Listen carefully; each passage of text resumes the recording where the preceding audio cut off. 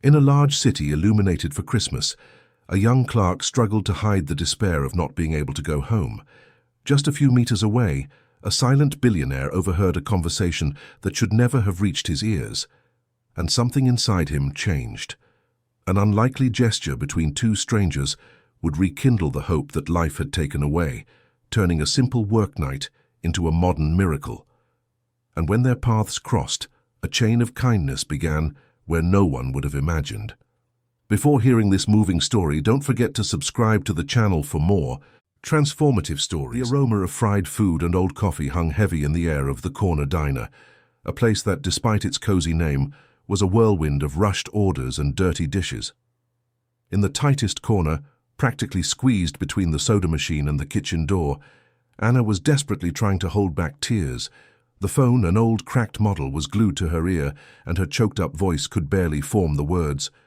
"Mom, please, don't be like this.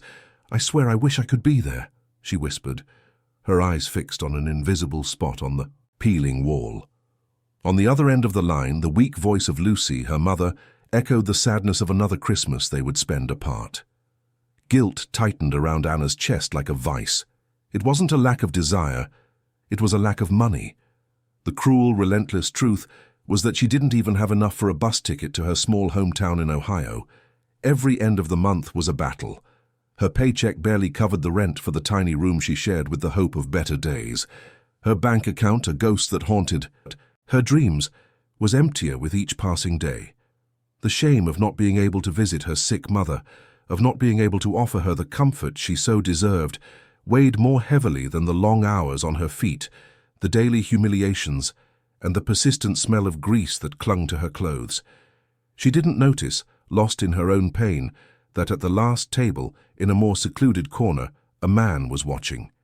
He was a regular customer, always discreet, always alone.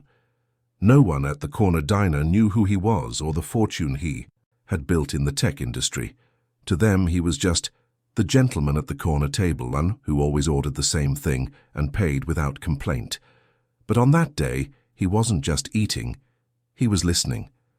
The billionaire, whose name was Arthur, recognized that pain. Before building his tech empire, he too had known scarcity, helplessness. There was a time when a lack of money had prevented him from saying goodbye to his own mother, a wound that time had never completely healed. Anna's choked voice, her silent plea, struck an old chord in his heart. When Anna finally hung up the phone, wiping her tears with the back of her hand before returning to the diner floor, Arthur watched her. The forced smile she wore like daily armor, the vain attempt to hide her red eyes, the baggy uniform that seemed to swallow her whole. He saw the humiliation she swallowed to keep that job, the dignity she tried to preserve at all costs. Moved by something he couldn't immediately explain, an impulse that came from a deep place in his own history, Arthur called out to her. "Excuse me, miss," he said, his voice calm and gentle. Anna approached, her heart still heavy, ready for another order, another task. I couldn't help but overhear your conversation," he began, and Anna felt her face burn with shame. "And I'd like to offer you a solution." He held out a small card, a simple business card with an address and a phone number. "Here are the instructions to pick up a round-trip ticket to your hometown, at no cost, so you can spend Christmas with your mother." Anna stared at him, shocked. Her eyes, once misty with sadness, were now wide with disbelief. "No, I can't accept this. This isn't real," she stammered, taking a step back. Arthur smiled, a sad, understanding smile. "It's very real, and I insist. Years ago, I lost the chance to say goodbye to my own mother because I didn't have the money. I don't want anyone else to carry that guilt." Arthur's words were like a dam breaking. The tears she had tried so hard to contain came in an uncontrollable flood. She cried openly, right there in the middle of the bustling diner, overcome by an overwhelming sense of relief. She accepted the card, her hands trembling. The next day, still in disbelief, Anna went to the travel agency on the card. Arthur's name was there, and everything was indeed paid for. The agent, with a kind smile, confirmed that the billionaire had arranged everything overnight. Anna left with the tickets in her hand, feeling that for the first time in a long time, Life was giving her back a little hope. On Christmas Eve, she boarded the bus to the small town where her mother, frail and lonely, was waiting, with no idea of the surprise. Their reunion, filled with tears and relief, gave Anna something money had never bought: a sense of belonging. The stay, planned for 3 days, ended up stretching to a week, and her mother, moved, even gave her a box with savings she had kept secret for emergencies, stating that her daughter was the biggest one. When she returned at the end of the year, Anna found an envelope left for her at the diner. Inside was a letter from Arthur and a check she had never imagined touching: $5,000. He stated that it wasn't charity, but an investment in someone who knew the real value of things, and that he hoped she would use this boost to transform her life. Anna worked that New Year's Eve, driven by the feeling that the world wasn't as cold as she had thought. She sent Arthur a text message thanking him and promising to carry on that chain of kindness. He replied that this was the only thanks he needed. 2 years later, her life had changed. She no longer worked at the corner diner, but at a high-end hotel with a decent salary, a stable routine, and monthly visits to her mother. She started a savings account she called the Kindness Fund, where she deposited a sum every month to one day help someone else who was in the same despair she had been. Over time, Anna understood the lesson that Billionaire, who had overheard her call and done something incredible, had given her.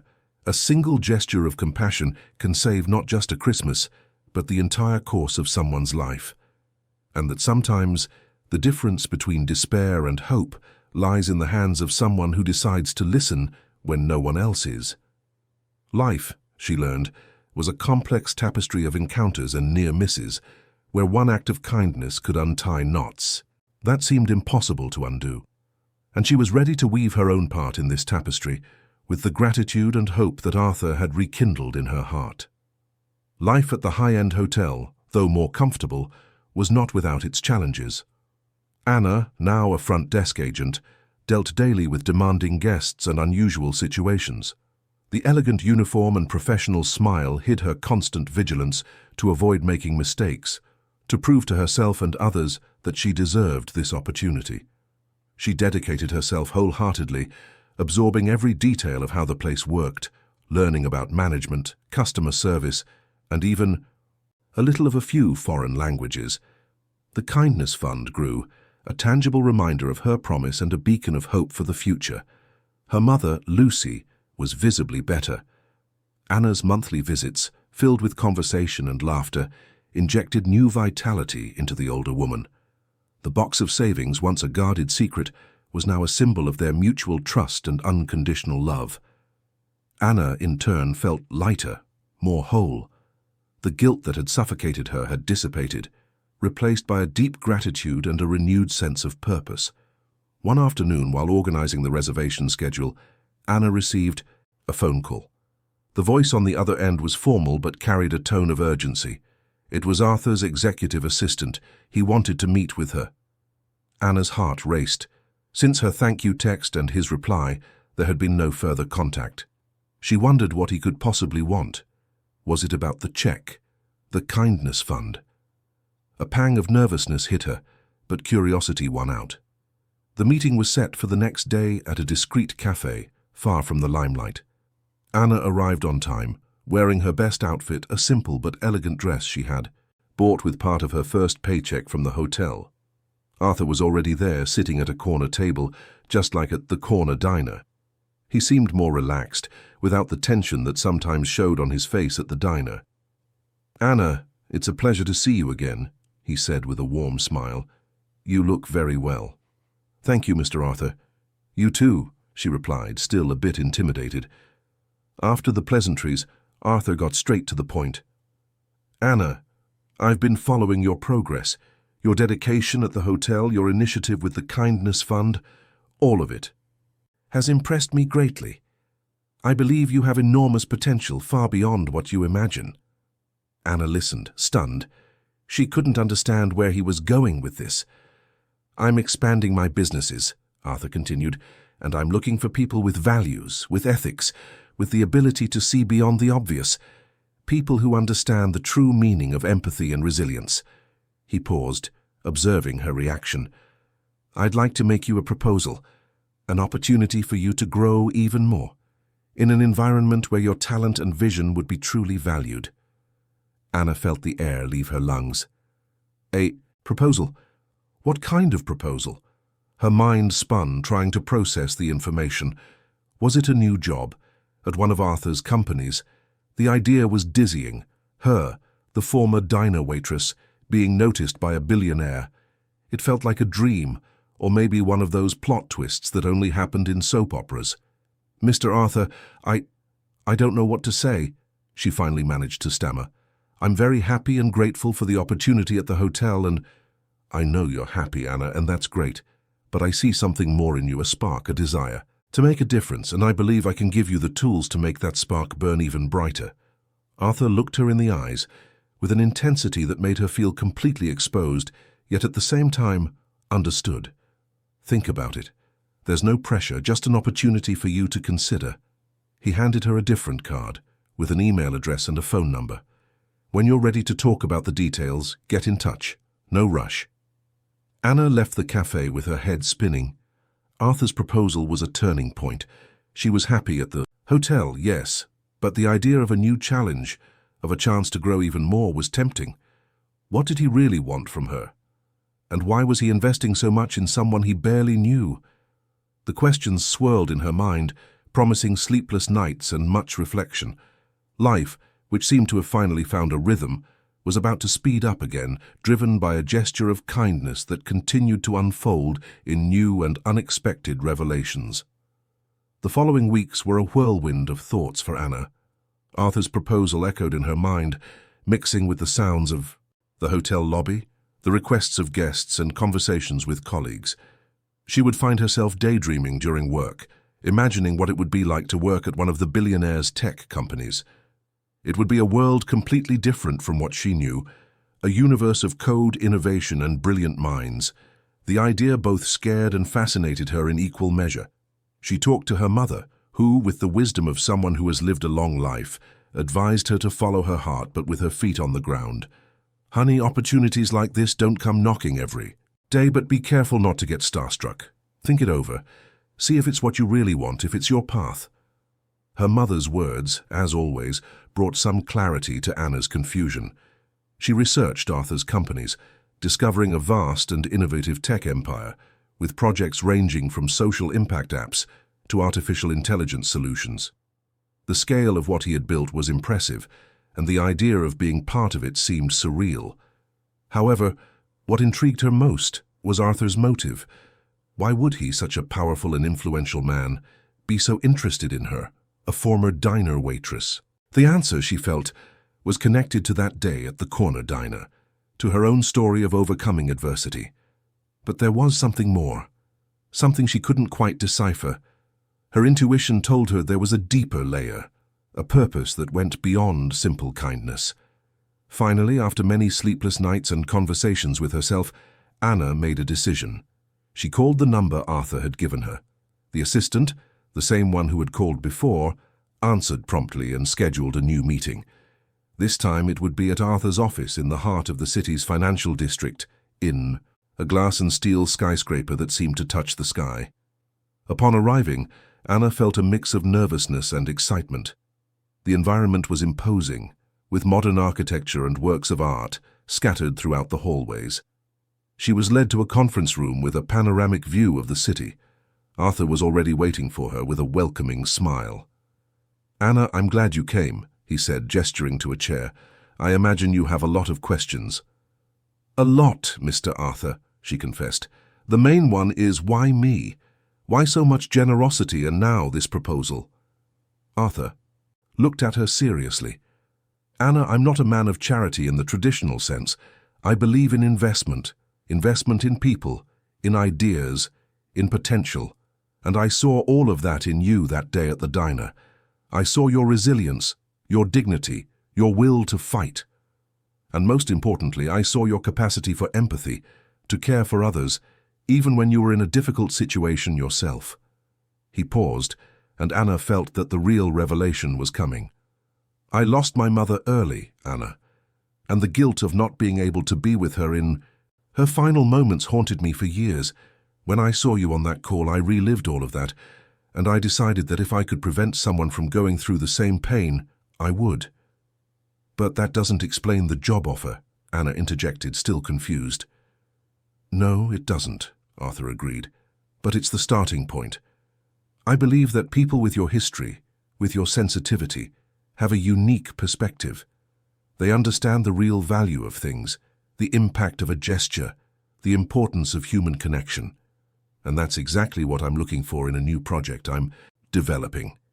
He leaned forward, his eyes shining with enthusiasm. "I'm creating a foundation, Anna, a foundation that goes beyond traditional philanthropy. We want to identify and support people with potential who are in vulnerable situations, but who have that spark, the will to transform their lives and the lives of others. We want to give them the tools, the knowledge, the push, so they can build their own paths." "And what would I do at this foundation?" Anna asked, her heart pounding. "You would be a key piece," Arthur replied. "You would be the bridge, the person who understands, who connects, who inspires. You would be the social projects manager, responsible for identifying these people, for developing mentorship programs, for tracking their progress. You would be the voice of experience, the living proof that kindness and opportunity can change everything." Anna fell silent, processing his words. The proposal wasn't just a job, it was a mission. It was the chance to turn her own experience into something bigger, to replicate Arthur's gesture in other people's lives. It was the materialization of her kindness fund on a much larger scale. The idea was grand, daunting, but incredibly inspiring. "I understand it's a lot of information at once," Arthur said, noticing her silence. "But think about it, Anna. Think about the impact you can have. Think of all the Annas you can help find their way." Anna looked out at the city view, at the skyscrapers stretching as far as the eye could see. She, who had once felt so small and insignificant, now had the chance to make a difference in such a vast world. The turn her life had taken was deeper than she could have ever imagined, and the journey, she knew, was just beginning. Anna's decision didn't take long. Arthur's proposal wasn't just a job, it was a calling, a purpose that resonated with every fiber of her being. She accepted, and thus began a new phase in her life, a dive into a universe of challenges and learning that would transform her even more. She left the hotel with the gratitude of someone who had grown and the expectation of someone about to take flight. The first few months at the Arthur Foundation were intense. Anna, with her dedication and empathy, quickly adapted to the new environment. She learned about project management, fundraising, social impact assessment, and, above all, the complexity of human stories. Her personal experience was an invaluable asset, allowing her to connect authentically with the Foundation's beneficiaries. She was living proof that change was possible, and her presence inspired trust and hope. Arthur, for his part, watched Anna's development with a mix of satisfaction and a hint of curiosity. He saw her blossom, transforming from an insecure young woman into an inspiring leader. The Foundation, which was once just an idea in his mind, came to life through Anna's tireless work. He wondered if there was something more to his interest in her, something that went beyond simple professional admiration. One day, during a planning meeting, Arthur noticed a detail that intrigued him. Anna, while presenting a new project, casually mentioned an organizational technique her mother used to store important documents. It was a peculiar way of categorizing papers, with colored labels, and a filing system he recognized immediately. It was the exact same method his own mother used. The coincidence struck him like a lightning bolt. He tried to ignore it, attributing it to mere chance, but the image of those colored labels wouldn't leave his mind. He began to watch Anna more closely, looking for other small details, other similarities. The way she gestured when she spoke, a certain sparkle in her eyes when she was enthusiastic. Even the way she laughed, a restrained but joyful laugh. The seed of doubt had been planted. Arthur, a man accustomed to dealing with data and logic, found himself immersed in a sea of emotions and uncertainties. He knew that his mother, before she passed away, had had a brief and complicated relationship with a man whose name she never mentioned, only that he had left before knowing about the pregnancy. She always said she had raised her son alone, and Arthur had never questioned it. But what if there was more to the story? He decided to investigate. Discreetly, he began to look for information about Anna's family. He asked one of his trusted assistants to do a genealogical search without revealing the real reason. He wanted to be sure, or at least rule out the possibility before any confrontation. The idea that Anna could be his sister, or perhaps his niece, was both frightening and exciting. Meanwhile, Anna continued to shine at the foundation. Her personal kindness fund had transformed into a pilot program within the foundation itself, where she mentored and supported other young people in creating their own social impact projects. She was in her element, feeling fulfilled and happy. Her visits to her mother were now more frequent and filled with stories about her new job, about the people she was helping. Lucy, for her part, watched her daughter with special affection. She knew Anna had found her path, and she felt immense pride. But there was something in her eyes, a shadow of a distant past, that Anna still couldn't decipher. Her mother, always reserved about her youth, seemed to hold secrets that time had not yet revealed. Arthur's research progressed slowly, but each new piece of information seemed to point in an unexpected direction. The name of Anna's hometown, the period her mother had lived there, Lucy's age. It all fit disturbingly well with the story his own mother had told, or rather, with the gaps she had left. The tension grew in Arthur. He knew he was about to uncover a secret that could change not only Anna's life, but his own. The kindness that had driven him to help Anna had turned into a journey of self-discovery, a search for hidden truths that promised to rewrite the past and redefine the future for both of them. The plot twist he so appreciated in stories was about to manifest in his own life, in a way he could never have predicted. With each passing day, the web of information Arthur was weaving grew denser and more complex. His trusted assistant, a former private investigator with a unique knack for unraveling mysteries, delivered detailed reports. In them, the life of Lucy, Anna's mother, was scrutinized, revealing a past she had kept under a veil of silence for decades. It was discovered that Lucy, in her youth, had worked as a housekeeper for a wealthy family in the same city where Arthur's mother lived. The period coincided exactly with the time when Arthur's mother, still single, had a secret relationship and became pregnant. Arthur's family, traditional and conservative, had done everything to cover up the scandal, sending the young woman to a distant farm until the baby was born. The coincidence of dates, places, and circumstances was frightening. Arthur felt a chill down his spine with each new piece of the puzzle. Anna's mother, Lucy, had left the wealthy family's home shortly before Arthur's birth, citing personal reasons. But what if the reason was something else? What if she knew something? The research delved deeper into Lucy's life after she left her job. She had moved to a small town where she raised Anna alone, never mentioning the girl's father. The story she told was always vague, full of gaps, and Anna, used to her mother's discretion, had never pressed for details. Arthur began to revisit his own memories, searching for fragments of conversations with his mother. She had always been a strong woman, but there was a melancholy in her eyes that he had never fully understood. She spoke little of the past, and when she did, it was always with a tone of regret, of something that had been lost forever. The most shocking revelation came in one of the last reports. The assistant had managed to access old maternity records from the city.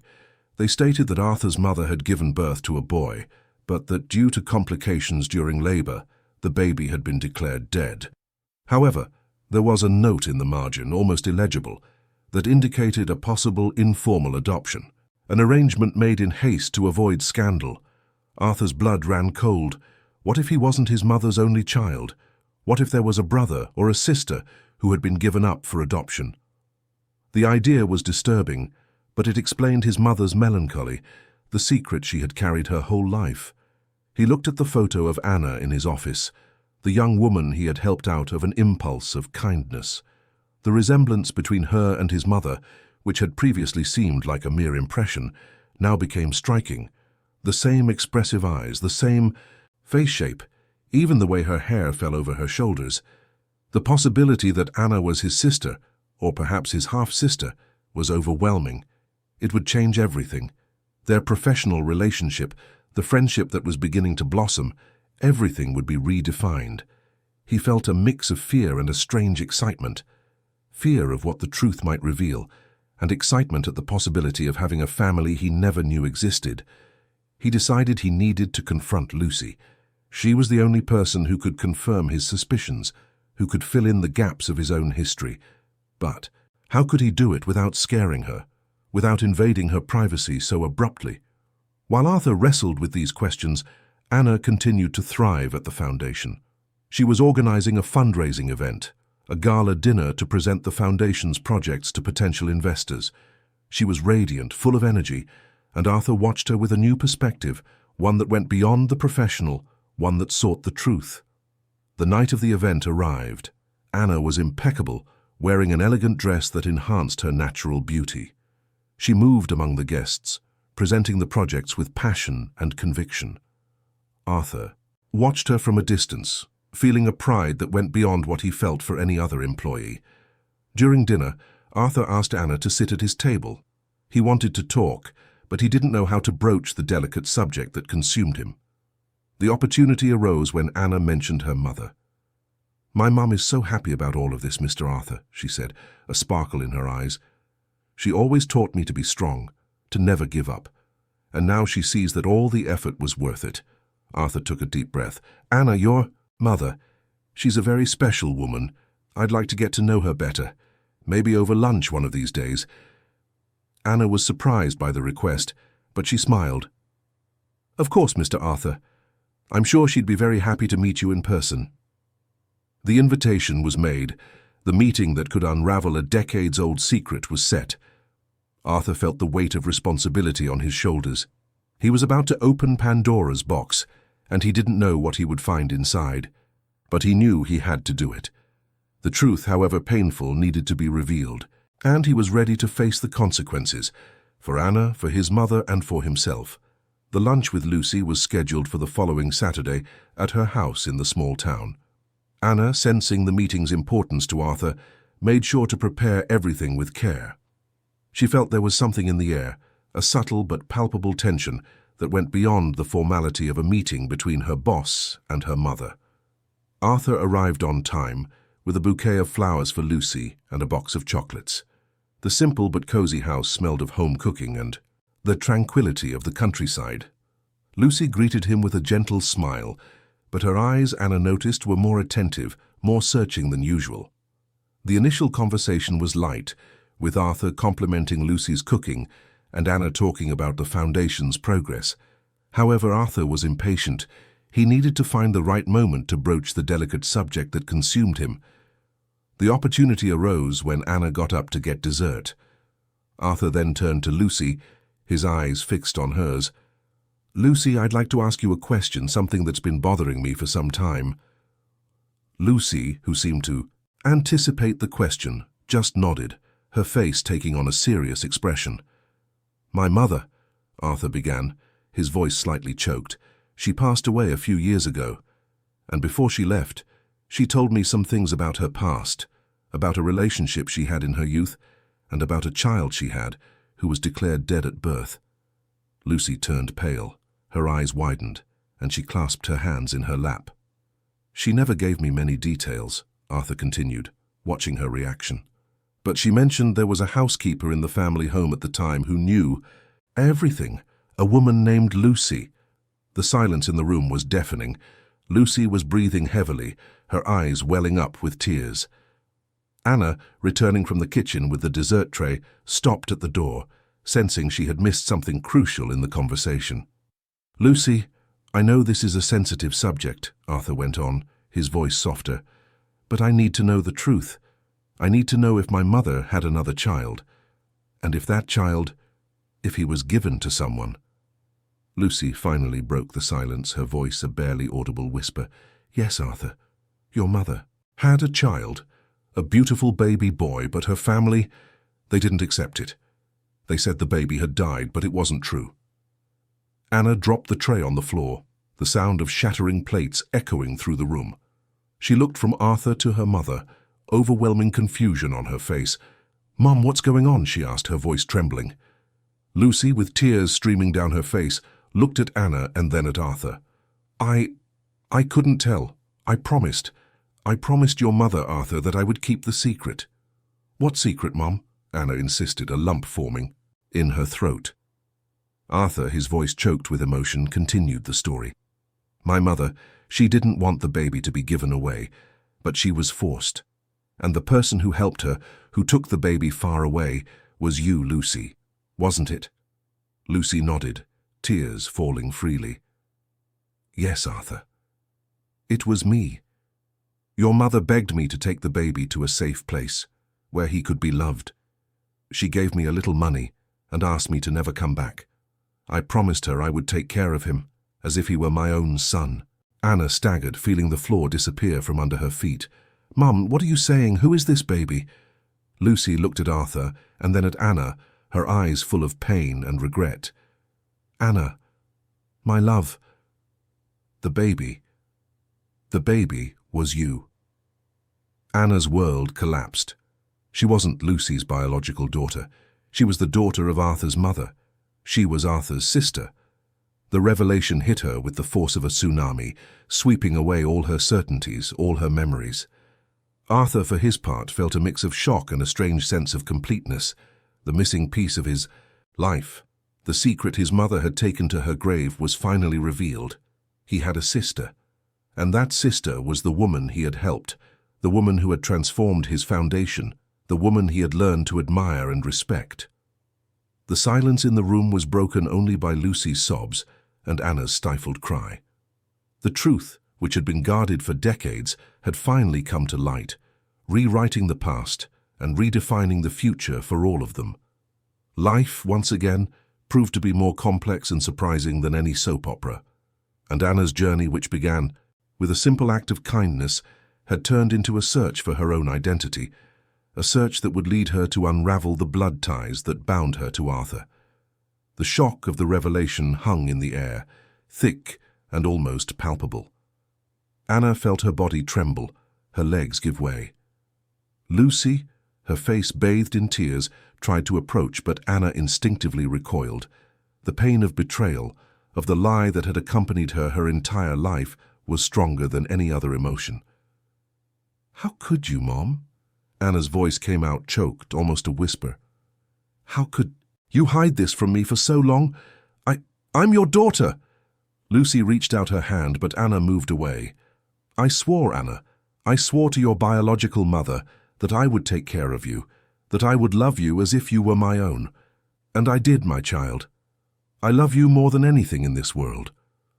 Arthur, who had been watching the scene in silence, intervened, his voice calm but firm. Lucy, please, tell us everything. From the beginning. Anna needs to understand. With a choked voice and a heavy heart, Lucy began to narrate the story she had kept for decades. She told of the youth of Eliza, the biological mother of Arthur and Anna, a young woman from a wealthy family but trapped by the social conventions of the time. Eliza had fallen in love with a man from another social class, a forbidden love that resulted in a pregnancy the family did not want. Her family, Arthur, was very powerful. They couldn't allow a scandal. Your mother was sent to a distant farm, and I, who was the only one she trusted, went with her. I was her confidant, her friend. Lucy described the difficult birth, Eliza's pain upon being told that her baby had been born dead. But I knew the truth. I saw when they took the baby, still alive, away. Eliza, in her desperation, begged me to find him. She gave me some money and asked me to run away with him, to raise him in secret, far from all that. And what happened to the other baby? Anna asked, her voice still trembling. The baby who was declared dead? Lucy looked at Arthur. That baby, Anna, was Arthur. Eliza's family faked his death so she could marry the man they had chosen for her, but Eliza never accepted it. She always knew her son was alive somewhere. Arthur felt a lump in his throat. His mother had carried this pain her whole life. The melancholy in her eyes, the sadness he had never understood, now made sense. I ran away with you, Anna, Lucy continued, turning to her daughter. I raised you as my own, gave you all the love I had. I swore I would never tell the truth, to protect you, to give you a normal life, away from the secrets and lies of that family. Anna felt a wave of conflicting emotions, anger at the lie, pain at the discovery, but also a growing understanding of the magnitude of Lucy's sacrifice. She had given up a life, a truth, to protect her. "And my father?" Anna asked, her voice firmer. "Who was my biological father?" Lucy hesitated, her eyes shifting. He was a good man, Anna, but he wasn't part of Eliza's world. He was pushed away, and he never knew about you." Arthur, who had stood up, approached Anna. "Anna, I know this is hard, but try to understand. Lucy did what she thought was right to protect you. And my mother, she suffered a lot. She never got over losing you both."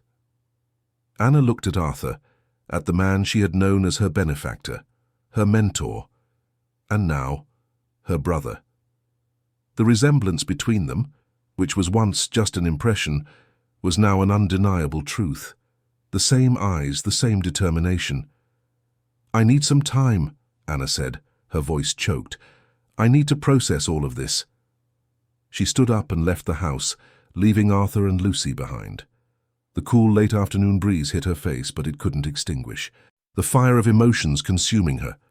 Her life, which she thought had finally found its course, had been turned upside down. She wasn't who she thought she was. Her story, her past, had all been a lie.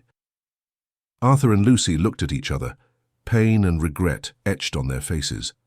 They knew that the truth, however liberating, was also painful, and that the path to reconciliation would be long and difficult. Anna walked aimlessly through the streets of the small town, Lucy's words echoing in her mind. She was the daughter of Eliza, Arthur's mother. She had a brother, and her mother, the woman who raised her, had kept this secret her whole life. The complexity of the situation was overwhelming. She needed answers, time to absorb it all. Life, once again, had presented her with a plot twist that would forever change her perception of herself and her family. Anna wandered the dusty streets of the town, the sun already setting and painting the sky in shades of orange and purple, but she didn't see the beauty of the twilight. Her mind was a whirlwind of unanswered questions, of contradictory feelings. The anger at the lie mixed with an understanding of Lucy's sacrifice, the pain of losing one identity with the vertigo of a new one. She felt like a ship adrift, without an anchor, without a compass. She reached a small bench in the town square, under the shade of an old tree, and sat down, trying to organize her thoughts. Her entire life had been built on a foundation that now proved to be false. Her childhood memories, Lucy's advice, the moments of joy and sadness. It was all real, but the narrative behind it had drastically changed.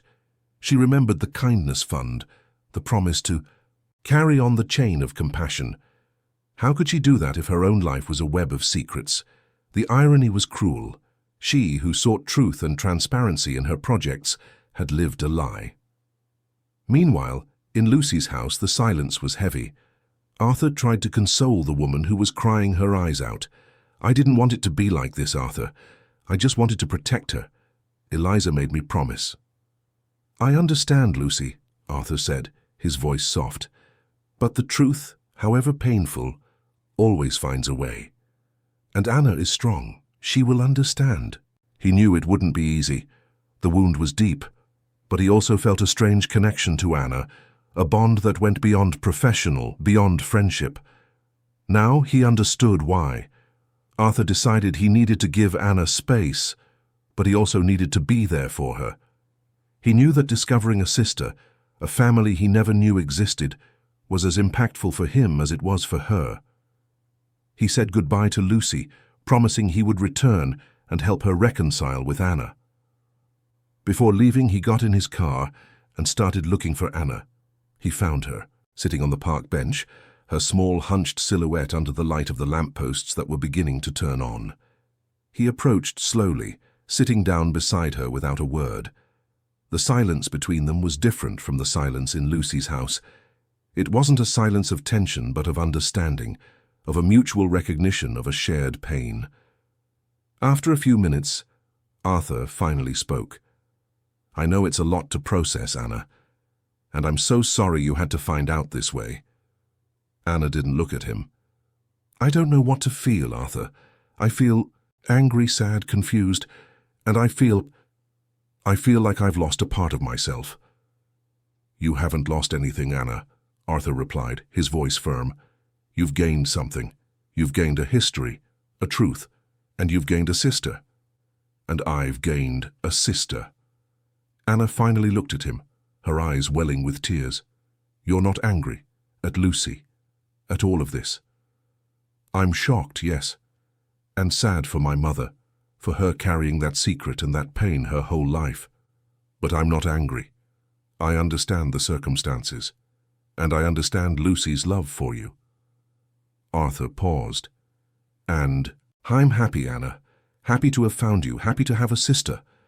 Arthur's words, spoken with such sincerity, began to break down the barriers Anna had built in her heart.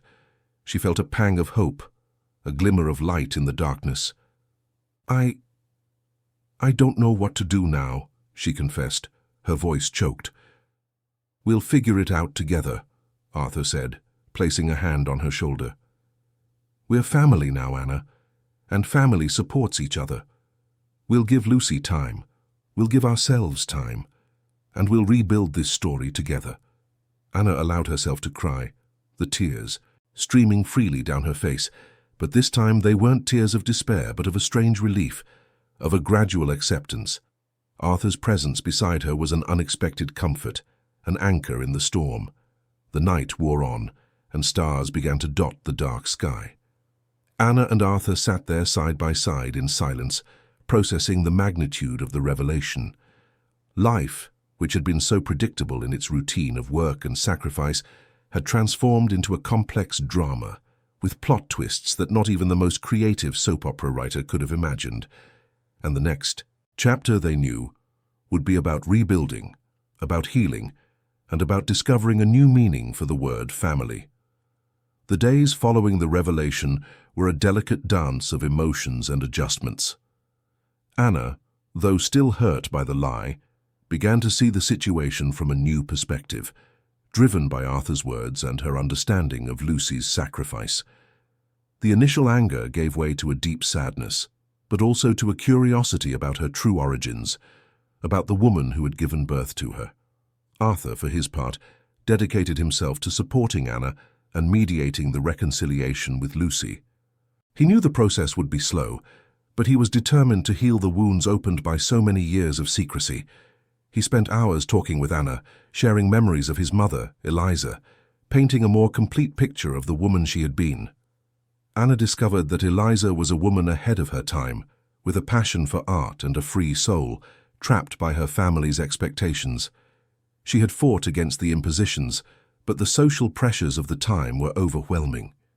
Eliza's story, as told by Arthur, was not that of a mother who abandoned her, but of a woman who was forced to make impossible choices, who suffered in silence for the loss of her children. Slowly, Anna began to reconnect with Lucy. The conversations were difficult, full of tears and apologies, but also of an unconditional love that had never disappeared. Lucy explained the details of her promise to Eliza, the fear of being discovered, the decision to move away to protect Anna from a world she considered cruel and unjust. "I didn't want you to suffer what your mother suffered, my child," Lucy confessed, her voice choked. "I wanted to give you a simple life, but one full of love. And I gave it to you. I gave you everything I could." Anna, hearing Lucy's words, realized that the love of the woman who raised her was undeniable, unshakable. The lie, however painful, did not diminish the affection, the sacrifices, the sleepless nights, the advice, the unconditional support. She hugged Lucy, their tears mingling in an embrace of forgiveness and acceptance. With reconciliation came a new phase of discovery. Arthur, with Anna's help, began to investigate his family's past more deeply. He wanted to understand why his mother had been so silenced, why the truth about her children had been so brutally hidden. The research revealed that Eliza's family, the Caldwells, was one of the oldest and most influential in the region, with deep roots in politics and business.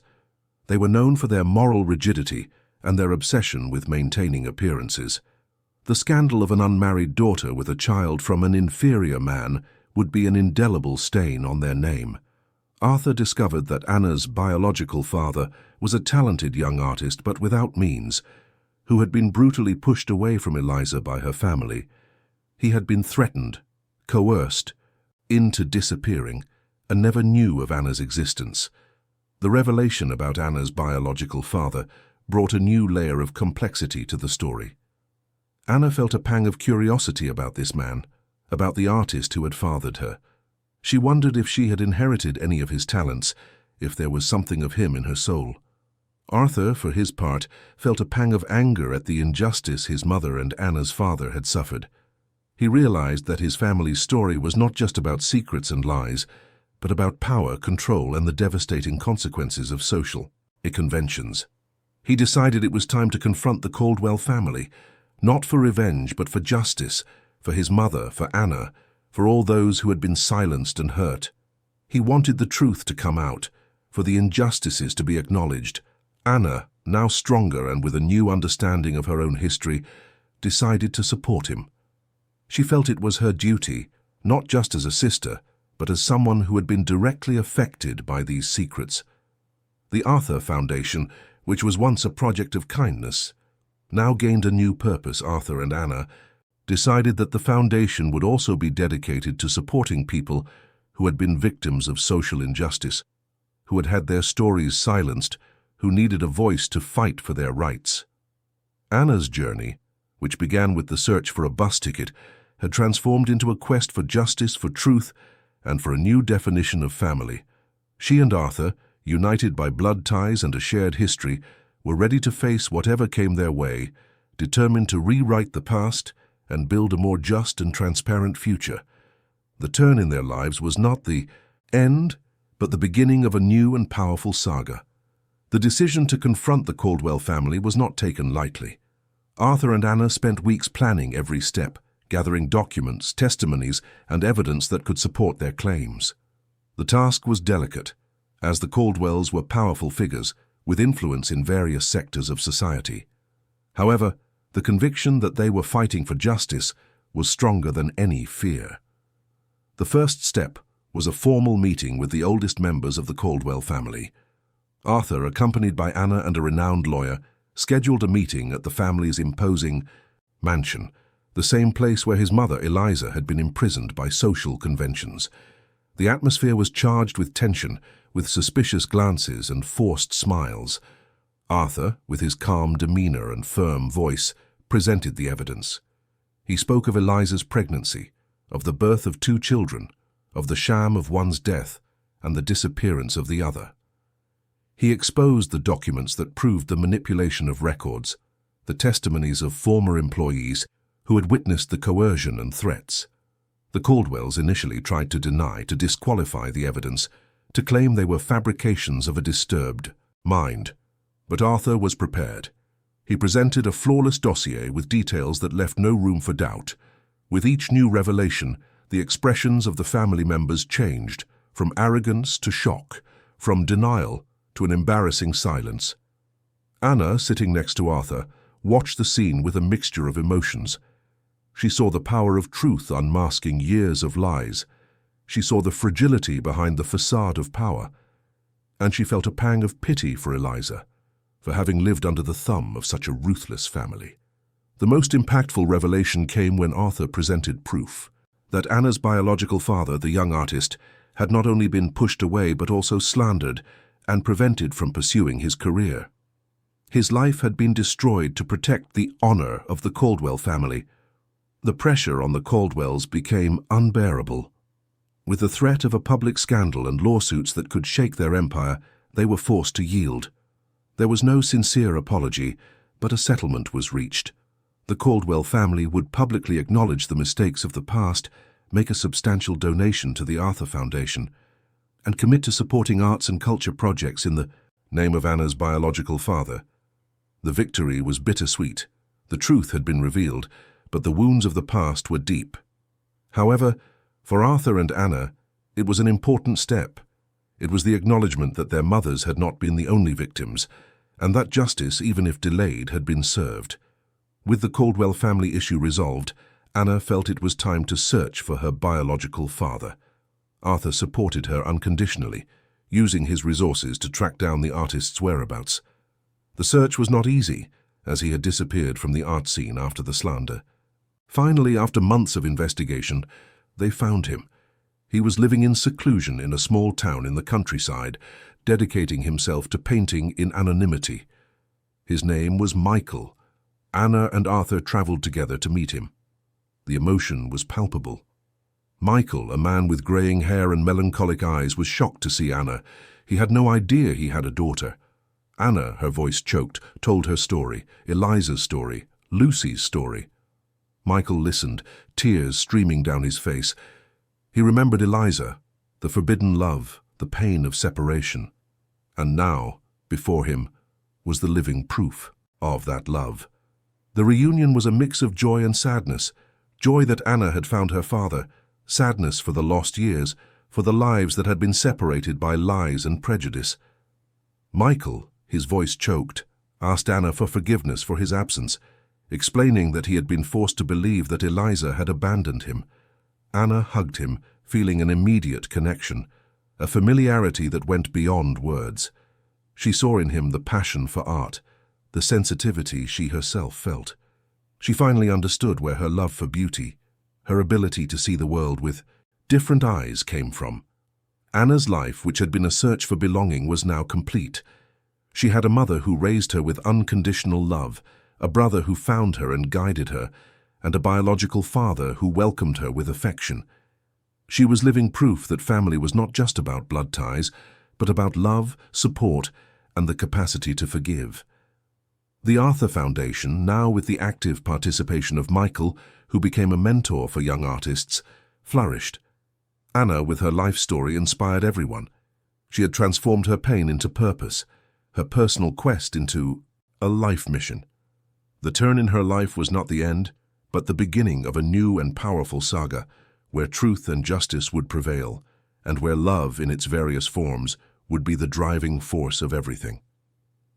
The arrival of Michael into Anna and Arthur's lives brought a new dynamic to the newly discovered family. He, a man marked by the pain of the past, but with a vibrant and artistic soul, found in Anna redemption and the opportunity to rewrite his own story. Anna, in turn, felt complete, with the missing piece of her puzzle finally in place. Michael, with his talent and sensitivity, became a fundamental pillar of the Arthur Foundation. He created art therapy programs for vulnerable youth, using artistic expression as a tool for healing and self-discovery. His story of overcoming adversity, of how art saved him from despair, inspired everyone. The foundation, already a beacon of hope, now shone even brighter, with art as one of its pillars. Arthur watched the interaction between Anna and Michael with special affection. He saw the happiness in his sister's eyes, the peace she had found, the family, which he thought was just him, and his mother now expanded in unexpected and wonderful ways.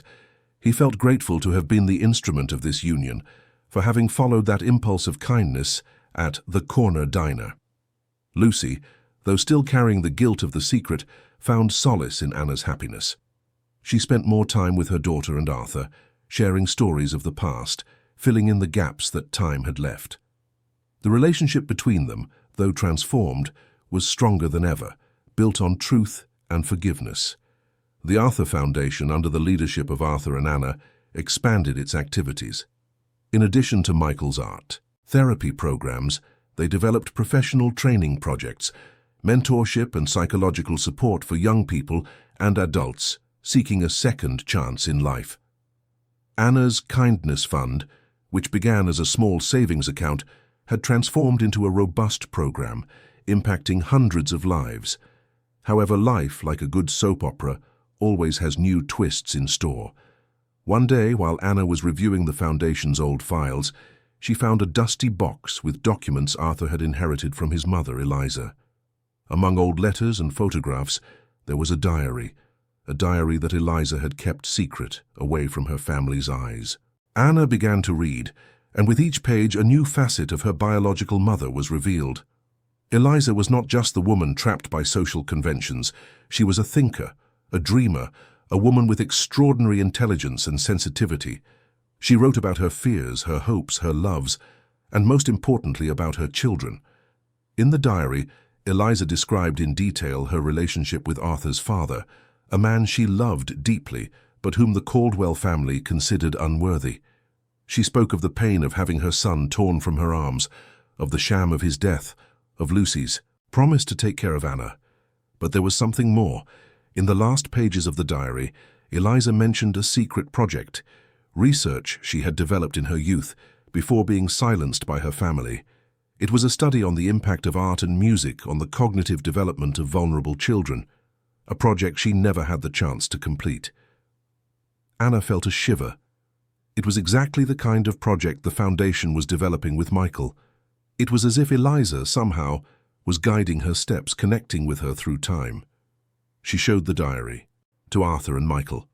Both were moved by Eliza's words, by the depth of her thought. Michael, in particular, felt an immediate connection with Eliza's project, seeing in it an extension of his own work. "This is incredible, Anna," Arthur said, his eyes shining. "Our mother was a visionary. This project, it's the foundation of everything we're building here." The discovery of Eliza's diary was not just a revelation about the past. It was a legacy, a gift from the past to the future. It was proof that Eliza's passion for art and social justice had been passed down to her children, to Arthur and Anna. They decided that the Foundation's next major project would be the materialization of Eliza's dream. They would develop an arts and education center, a space where children and young people could explore their creative potential, where art would be a tool for social transformation, exactly as Eliza had imagined.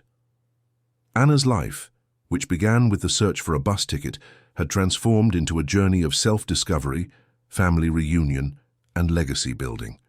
She and Arthur, united by blood and a common purpose, were ready to honor the memory of their mother, Eliza, and to build a future where kindness, art, and social justice would be the pillars of a more humane and equitable society.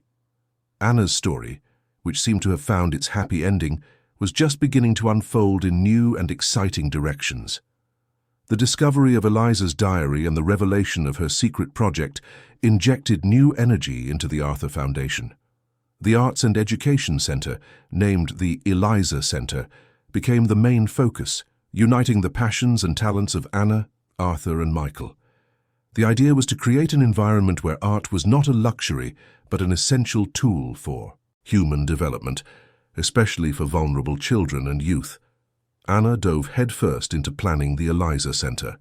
She dedicated herself to studying innovative teaching methods, seeking partnerships with artists and educators, and designing a curriculum that integrated various forms of artistic expression with the development of social-emotional skills. Her life experience, her sensitivity, and her capacity for empathy were invaluable in this process. She wanted the Eliza Center to be a place where every child felt seen, heard, and valued, a refuge where they could flourish. Arthur, with his strategic vision and financial resources, ensured the project's infrastructure and sustainability. He mobilized his network of contacts, attracting investors and partners who were enchanted by the Eliza Center's proposal. For him, it was more than an investment. It was the materialization of his mother's dream, a way to honor her legacy and correct the injustices of the past. Michael, with his experience as an artist and mentor, took on the artistic direction of the Eliza Center. He designed the studios, selected the materials, and created workshops in painting, sculpture, music, theater, and dance. His passion for art was contagious, and he dedicated himself to inspiring young people to find their own creative voice. He saw in each child unlimited potential, a blank canvas ready to be filled with colors and dreams. Lucy, though not actively involved in management, was a constant and inspiring presence. She told stories of Eliza to the children, sharing the memory of a woman who, despite adversity, never lost her passion for life and art. Her wisdom and affection were a balm for everyone, especially for Anna, who found in her a safe harbor. The Eliza Center was inaugurated with a grand celebration, bringing together the community, artists, educators, and the first students. The walls, once cold and empty, now pulsed with the energy of colors, sounds, and laughter. Children of all ages explored the studios, painting, sculpting, playing instruments, and acting in plays. It was a place of magic, where creativity was celebrated and hope flourished. Anna watched the scene, her heart overflowing with emotion. She saw a little girl, her eyes shining, painting a picture with vibrant colors, and remembered herself, the girl who once dreamed of a more colorful world. She saw a boy, once shy and withdrawn, playing a guitar with contagious passion, and remembered Michael, the transformative power of art. Arthur, by her side, held her hand. "Our mother would be proud, Anna, very proud." Anna nodded, tears streaming down her face. "She's here, Arthur. In every smile, in every brushstroke, in every musical note." The Eliza Center quickly became a success, a model of how art and education can transform lives. The story of Eliza, Arthur, Anna, Michael, and Lucy became an inspiration to many, a testament to the power of kindness, resilience, and the search for truth. However, life, in its unpredictability, always holds new surprises. One day, while Anna was organizing the Eliza Center's files, she found an old letter, hidden among Eliza's drawings. The letter was not from Eliza, but from a friend of hers, a woman named Sophia. In the letter, Sophia mentioned a secret, something Eliza had told her in her final days, something she hadn't had the courage to reveal before. The letter spoke of a will, not the official will of the Caldwell family, but a secret will from Eliza, made before her death, where she left a significant part of her fortune for a specific purpose: the creation of a foundation to support independent artists and young talents. Anna felt a shiver.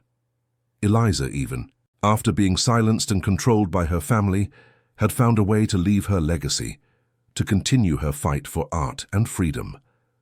But why had this will never come to light? And why had Sophia kept this secret for so long? The twist was unexpected.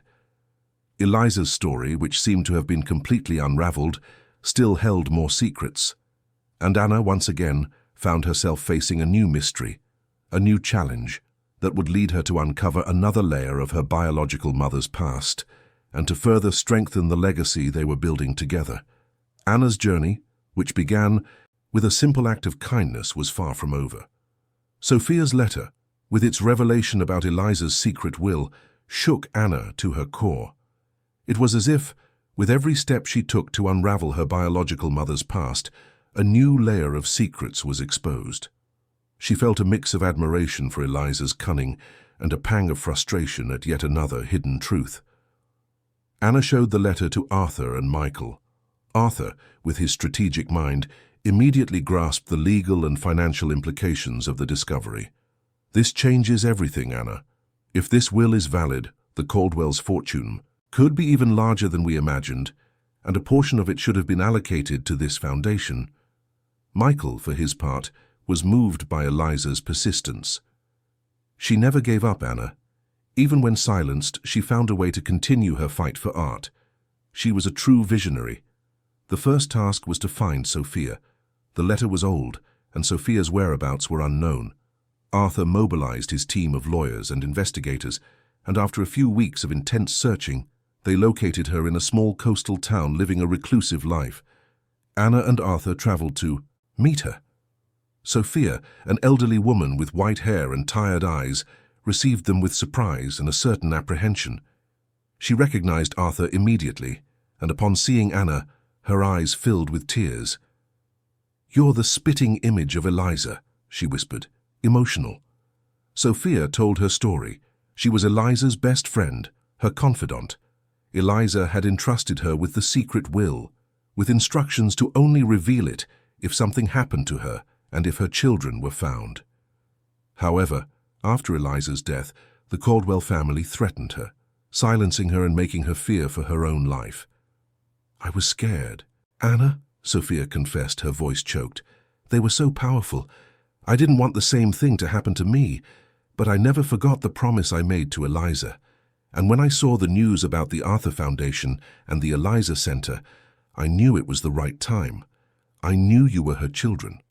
Sophia handed Arthur and Anna a notarized copy of Eliza's will, which she had kept secret for decades. The document was clear. Eliza left a significant portion of her inheritance for the creation of a foundation to support independent artists and young talents. on the condition that her children, if found, would be responsible for its management.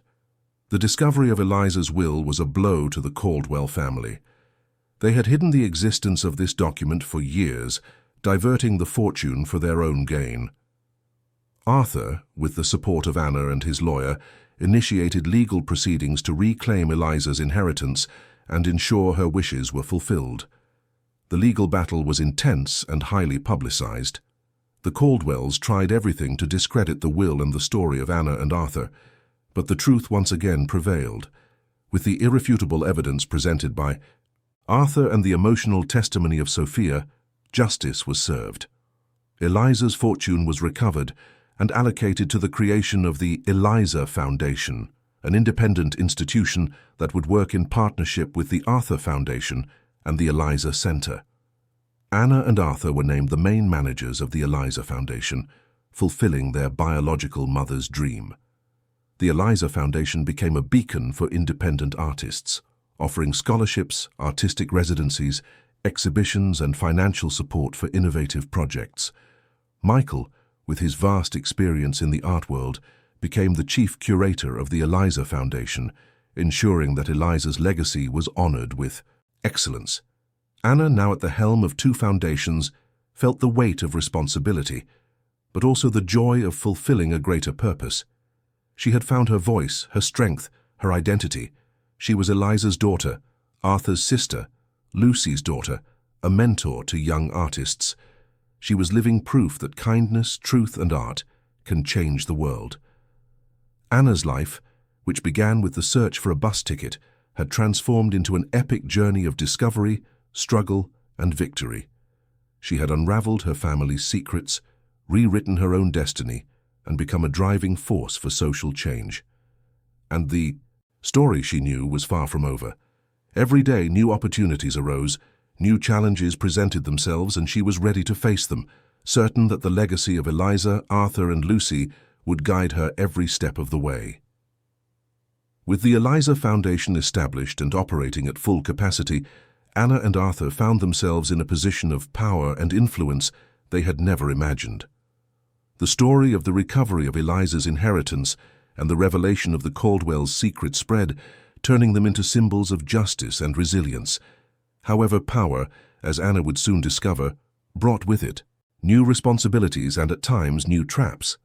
The media, always hungry for stories of overcoming adversity and family scandals, began to follow Anna and Arthur's every move. Interviews multiplied, and the spotlight turned to the Eliza Foundation and the Eliza Center. While this brought visibility to the causes they championed, it also subjected their lives to intense public scrutiny. Anna, who had always valued her privacy, felt uncomfortable with the attention. She preferred working behind the scenes, connecting directly with the people she helped. Arthur, more accustomed to the corporate world and the exposure, guided her, but also noticed the toll the situation was taking on his sister. Amid this new reality, a new character entered Anna's life, an investigative journalist named Lucas. He had closely followed the legal battle against the Caldwells and was fascinated by Anna's story. Lucas was charming, intelligent, and persistent. He was looking for a deeper story, something that went beyond the headlines. Initially, Anna viewed him with suspicion. She was tired of having her life scrutinized. But Lucas, with his sensitivity and respect, managed to break down her barriers. He wasn't just interested in sensationalism, but in the truth behind the story, the motivations, the emotions. He wanted to understand the impact of it all on Anna's life. The interviews turned into long conversations, and the conversations into dates outside of work. Lucas proved to be an attentive listener, a confidant. He helped her process the complexities of her new life, to understand the weight of her legacy. Anna, for the first time in a long time, felt truly understood by someone outside her family circle. Arthur, who was always protective of Anna, watched her relationship with Lucas with a hint of concern. He knew the media world was treacherous and feared Anna might get hurt. He tried to warn her, but Anna, in her search for normalcy and affection, was becoming more and more involved. Michael, with his artistic intuition, noticed the change in Anna. He saw her as lighter, more cheerful, but also more vulnerable. He advised her to be cautious, not to give herself away so easily. Lucy, with her life wisdom, simply observed, trusting in her daughter's strength and intelligence. The relationship between Anna and Lucas deepened. He took her on outings to places that made her forget the pressure of work, to art galleries, to music concerts. He made her laugh, made her feel like an ordinary woman, not the heiress of a philanthropic empire. However, one day, Anna discovered something that shattered her trust in Lucas. While he was on a work trip, she found a hidden file on his computer in his apartment. The file contained drafts of a book about her life. The working title was The Secret Heiress, The Saga of Anna and the Caldwell Empire. The content was detailed, intimate, with excerpts from their conversations, from her deepest emotions. Lucas had used her trust to write a book to turn her life into a product. Anna felt the ground give way beneath her. The pain of betrayal was overwhelming. She had opened up to him, had shared her fears and hopes, and he had turned it all into material for a bestseller. She confronted Lucas as soon as he returned. He tried to justify himself, claiming the book would be a tribute, a way to inspire other people. But Anna couldn't listen. The wound was too deep. "You used me, Lucas," she said, her voice choked. "You used me for your own ambition. I trusted you and you betrayed me." Lucas, realizing the depth of his mistake, tried to apologize, but it was too late. The trust had been broken. Anna, heartbroken, decided to walk away. The disappointment with Lucas was a hard blow for Anna. She felt exposed, vulnerable, and questioned her own judgment.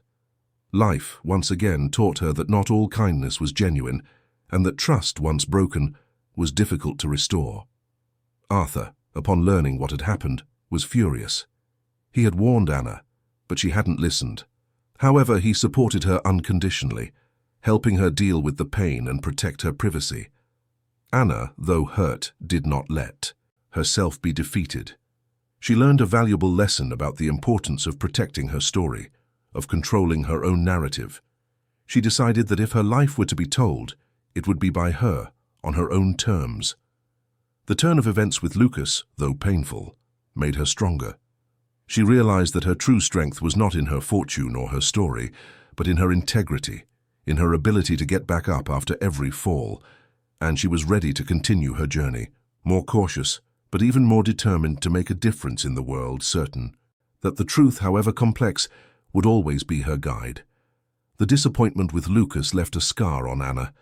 She withdrew for a while, dedicating herself even more to her work at the foundations. The Eliza Center and the Eliza Foundation became her refuge, her purpose. She channeled the pain of betrayal into an even greater energy for the projects, seeking to improve every detail, to ensure that art and education could truly transform lives, as she had believed from the beginning.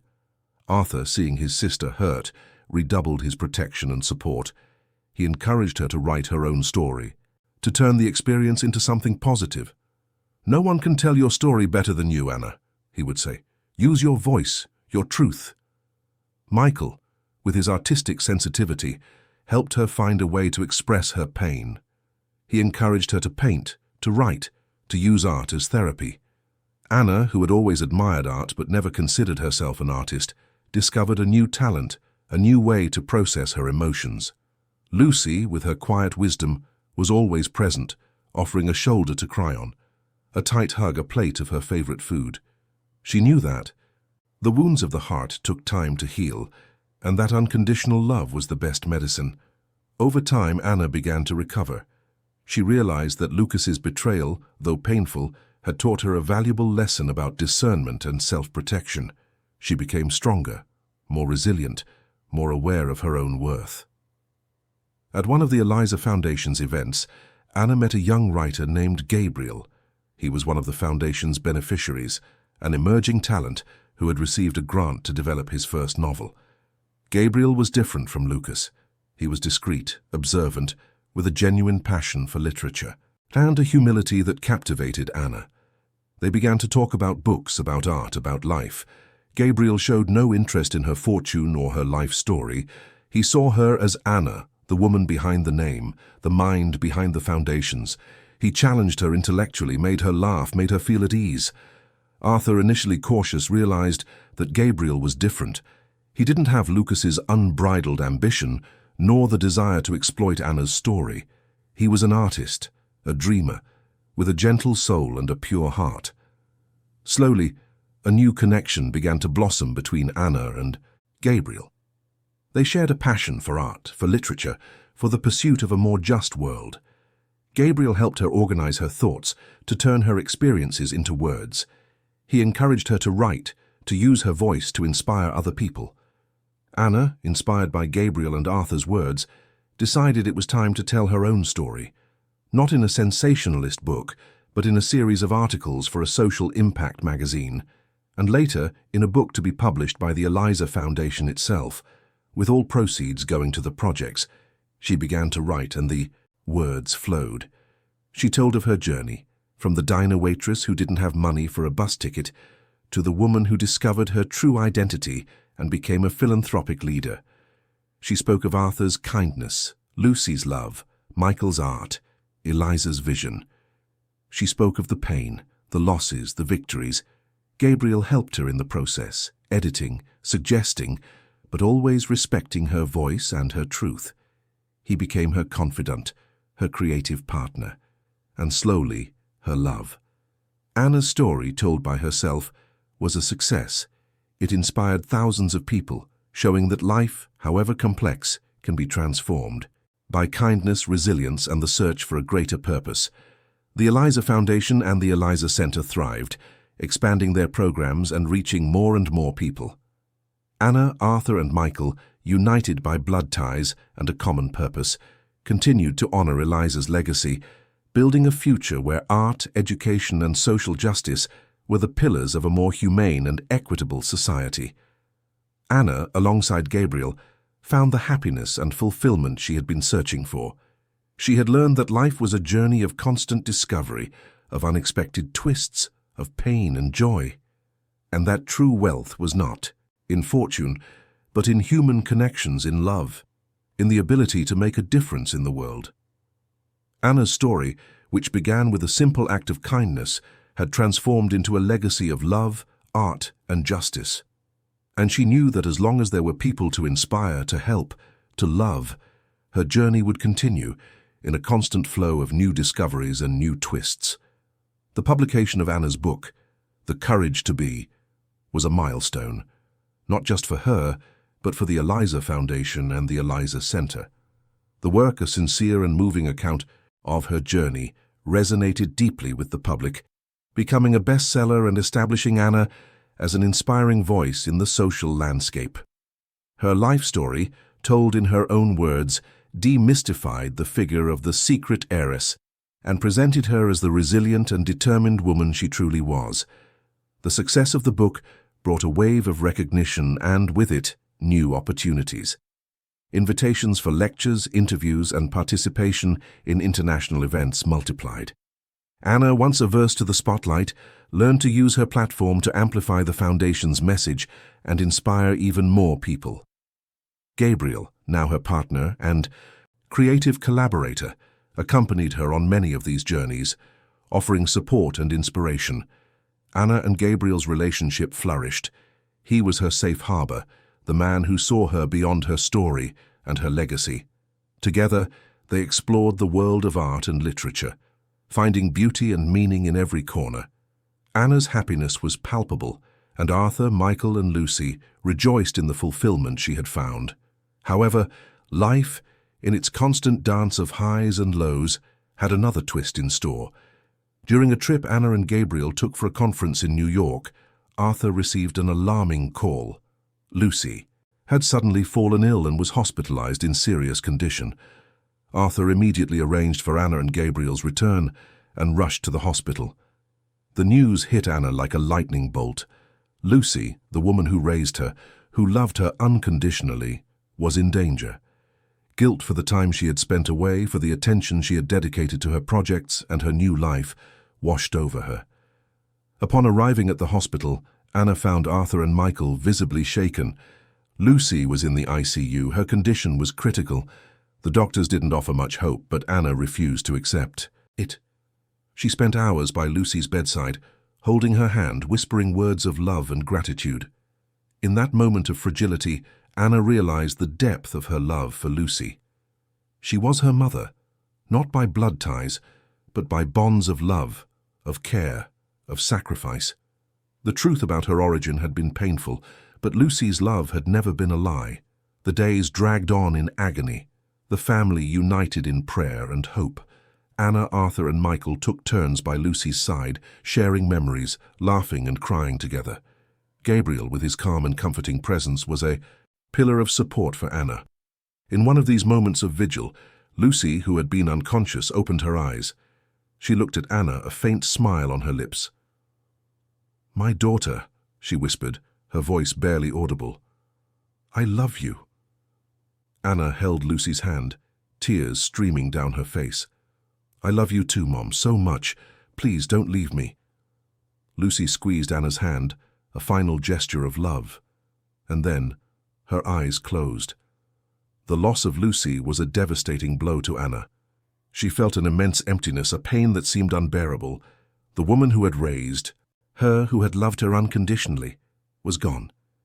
The funeral was a moment of deep sadness, but also of celebration of Lucy's life. The small town gathered to pay their last respects to the woman who had been an example of kindness, resilience, and love. Anna, alongside Arthur, Michael, and Gabriel, gave a moving speech, recalling Lucy's journey, her strength, her wisdom, her unconditional love. She spoke of the secret, of forgiveness, of the importance of valuing the bonds that unite us, regardless of blood. The loss of Lucy, though painful, brought a new perspective to Anna. She realized that life was fleeting, and that every moment should be lived with intensity, with love, with purpose. She felt even more determined to honor the legacy of Lucy, of Eliza, of Arthur, of Michael, of all those who had shaped her. The Eliza Foundation and the Eliza Center became even more important to Anna. She channeled her grief into an even greater commitment to the causes she championed. She knew Lucy would be proud, and that her love would continue to guide her every step of the way. Anna's life, which had been a roller coaster of emotions, now entered a phase of mourning and reflection. But she knew that even in pain there was strength, and that love in its various forms would be the light that guided her on her path. Anna's story, which seemed to have found its happy ending, now deepened into a new layer of emotions, of loss, and of a love that transcended life itself. The grief over Lucy's loss was a period of deep introspection for Anna. She stepped back from the spotlight for a while, dedicating herself to processing the pain and re-evaluating her priorities. Gabriel was her safe harbor, her rock, offering patient and understanding love. Arthur and Michael, also in mourning, grew even closer, sharing their pain and mutual support. Anna realized that while the Eliza Foundation and the Eliza Center were her purpose, she needed to find a balance between her professional and personal life. The intensity with which she dedicated herself to the projects often distanced her from herself and the people she loved. Lucy's death was a painful reminder of the fleeting nature of life and the importance of cherishing every moment. She began to delegate more responsibilities, trusting her team and empowering new leaders. This allowed her more time for herself, for Gabriel, for Arthur and Michael, and for the small joys of life she had neglected. She returned to painting, to writing, to reconnecting with her own essence. During one of these reflections, Anna had an idea. She wanted to create a memorial for Lucy, something that could honor her memory and her legacy of love and kindness. Not a stone monument, but something living that would continue to impact lives. The idea matured and transformed into Lucy's Garden. It would be a space within the Eliza Center, a therapeutic garden where children and young people could grow plants, learn about nature, and find a refuge of peace and tranquility. It would be a place where Lucy's kindness would flourish, inspiring new generations. Arthur and Michael embraced the idea with enthusiasm. Michael, with his artistic sensitivity, designed the garden, incorporating elements that harked back to the simplicity and beauty of Lucy's life. Arthur, with his management expertise, secured the necessary resources and infrastructure. Lucy's garden was inaugurated in a moving ceremony, bringing together family, friends, and the community. The children of the Eliza Center planted the first seedlings, and the smiles on their faces were a testament to the impact Lucy continued to have on their lives. Anna, watching the garden bloom, felt a deep peace. She knew Lucy would be proud, and that her love would continue to guide her, not as a shadow of the past, but as a light that illuminated her path.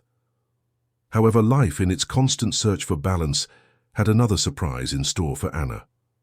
During a routine checkup, Anna discovered she was pregnant.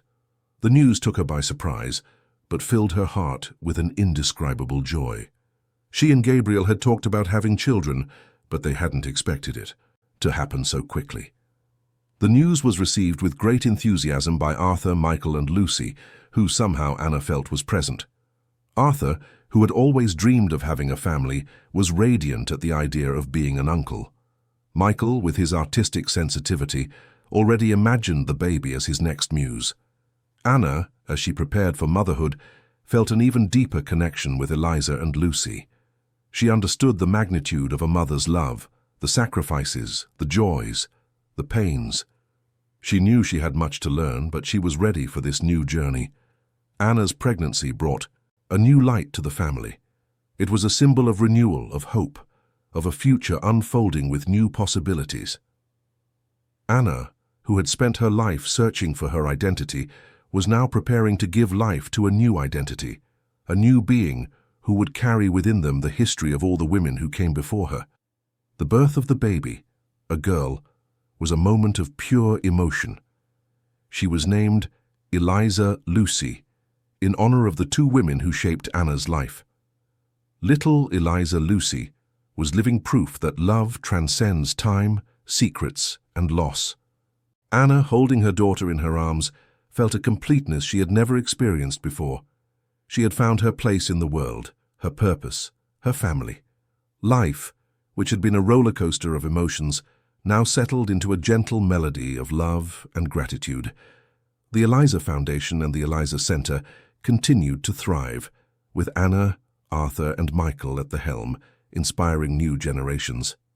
Lucy's garden flourished, a constant reminder of unconditional love, and little Eliza Lucy grew, surrounded by love, art, and the story of a family that, despite all the twists and turns, had found its way to happiness.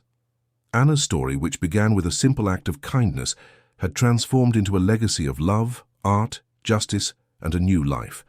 And she knew that as long as there was love to give, stories to tell, and lives to inspire, her journey would continue in a constant flow of new discoveries and new joys. The years passed, and little Eliza Lucy grew up, a ray of sunshine that brightened the lives of everyone around her. She was a charming mix of Anna and Gabriel, with her father's intellectual curiosity and her mother's artistic sensitivity. The Eliza Center and the Eliza Foundation became her second home, and she grew up among paintbrushes, books, music, and the inspiring stories of her family. Anna and Gabriel built a happy and fulfilling life, balancing their careers with raising their daughter. Anna remained at the helm of the foundations, expanding their programs and achieving an even greater social impact. Her book, The Courage to Be, became a classic, inspiring millions of people around the world. Gabriel, for his part, established himself as a renowned writer, with his works exploring themes of resilience, art, and the complexity of human relationships. Arthur, Hannah's brother and mentor, continued to be a fundamental pillar. He married and had his own children, but the bond with Anna and Eliza Lucy was unbreakable. He became a doting grandfather figure to his niece, sharing his wisdom and unconditional love. The family, once fragmented by secrets and lies, was now a vibrant mosaic of love, support, and purpose. Michael, Anna's biological father, found the peace and fulfillment he had long sought. He dedicated himself entirely to art and mentoring young talents at the Eliza Center, seeing in each student an extension of his own dream. Eliza Lucy adored him, and he taught her to paint, to see the world through an artist's eyes. Lucy's garden, in honor of Lucy, flourished exuberantly, an oasis of peace and beauty. It was a constant reminder of the unconditional love and kindness that Lucy had sown. The children of the Eliza Center cared for the garden with affection, learning about life, death, and the cycle of nature. Eliza Lucy, from an early age, showed a passion for art and writing, just like her parents and grandparents. She spent hours at the Eliza Center, painting, writing poems, and listening to her family's stories. She was living proof that the legacy of Eliza, Lucy, Arthur, Michael, Anna, and Gabriel continued in a new generation. One day, when Eliza Lucy was a teenager, she found an old trunk in the attic of Anna's house. The trunk belonged to Eliza, her biological grandmother, and contained more than just old objects. There were letters, photographs, and a small leather-bound notebook. Eliza Lucy, with the curiosity inherited from her mother, began to flip through the notebook. It wasn't a diary but a recipe book. However, these were not ordinary recipes. They were recipes for potions, for spells, for ancient rituals. They were the recipes of a witch. At first, Eliza Lucy thought it was a joke, a fantasy of her grandmother's. But as she read the notes, she realized there was something more. The recipes spoke of the energy of nature, of the connection with the elements, of the power of intention. And there was a symbol drawn on every page, a symbol she recognized from an old locket her mother Anna wore. Eliza Lucy, intrigued, showed the notebook to Anna.